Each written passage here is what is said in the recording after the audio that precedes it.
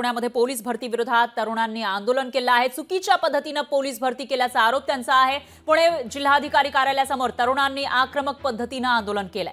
वयोमर्यादा वाढवून मिळावी या मागणीसाठी पोलीस भरती करणारे हे तरुण आक्रमक झालेले होते। त्यांनी या ठिकाणी आंदोलन केलेलं आहे। तर उद्यापासून पोलीस भरतीची प्रक्रिया सुरू होतीये। मात्र आमचं वय वाढलेलं आहे आणि त्यामुळे लाख दीड लाख विद्यार्थ्यांची ही संधी हुकल्याचा आरोप या विद्यार्थ्यांनी केला आणि आक्रमक पद्धतीने आंदोलन केलं।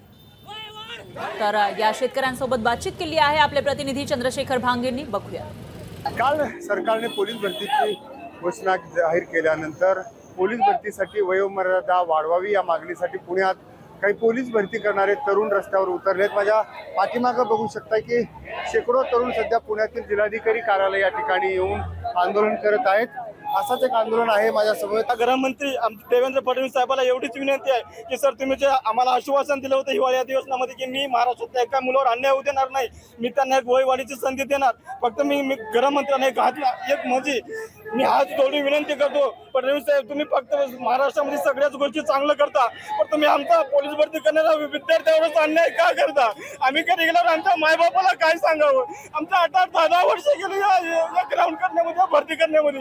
फक्त या सगळं आमच्या मुलाचं एकच स्वप्न आहे की आम्ही वर्दी येणार, आम्ही पोलीस भरती करणार आणि महाराष्ट्र शासनामध्ये आम्ही चांगले प्रशासकीय होणार। सर तुम्ही आमच्या अन्यायावर काय करता? तुम्ही जे आश्वासन दिलं तुम्ही आश्वासन पाळा सर। आम्हाला म्हणलं की तुमच्यावर अन्याय होऊ देणार नाही। एक GR होता सर सामान्य प्रश्नाचा 31 डिसेंबर 2023 पर्यंत जे कोणते मुलं वैध असतील त्यांना या भरतीमध्ये मग तुम्हाला संधी भेटेल। मग ही भरती सर 31 डिसेंबरच्या आत निघायला पाहिजे होती, मग ही भरती 31 डिसेंबरच्या नंतर निघाली। मग आम्हाला एक शासनाला विनंती आहे की सर जे मुलं आम्ही बाद झालो, आम्ही हेच वाढलो, फक्त आम्हाला एक वाढ संधी द्या सर। एक शेवटची तुमची विनंती आहे, मला फक्त एक संधी द्यावी। चंद्रशेखर भांगे, पुणे।